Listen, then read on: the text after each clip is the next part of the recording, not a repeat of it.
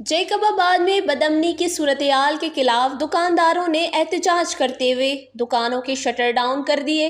मुजाहिरीन का शहर के मसरूफ सड़क पर एहतजाज, पुलिस के खिलाफ नारे बुलंद किए गए। एहतजाज में शामिल मुख्तलिफ यूनियंस के रहनुमाओं समेत अंजुमन ताजरान के सदर अहमद अली ब्रावी, हिंदू जर्नल पंचायत के सदर लाल चंद और दीगर ने कायदे आजम रोड पर धरना दिया और मोबाइल यूनियंस की जानिब से दुकानों को ताले लगा दिए। मुजाहिरीन ने पुलिस के खिलाफ नारे लगाते हुए तशवीश का इजहार करते हुए कहा कि जैकब आबाद में बदअमनी की सूरत-ए-हाल इंतहाई खराब होने से अवाम अदम तहफ़्फ़ुज़ का शिकार है। नामालूम मुल्ज़िमान के सरगर्म होने और डकैती की वारदातों में इजाफा होने से कारोबार भी मुतासिर हो चुका है। लुटेरे शहर को लूट कर बआसानी फरार हो जाते हैं। पुलिस इक़दामात उठाने के बजाय तानवी तक महदूद हो चुकी है। मुजाहिरीन ने तहफ़्फ़ुज़ की अपील करते हुए अरबाब इख्तियार से नोटिस लेने का भी मुतालबा कर दिया।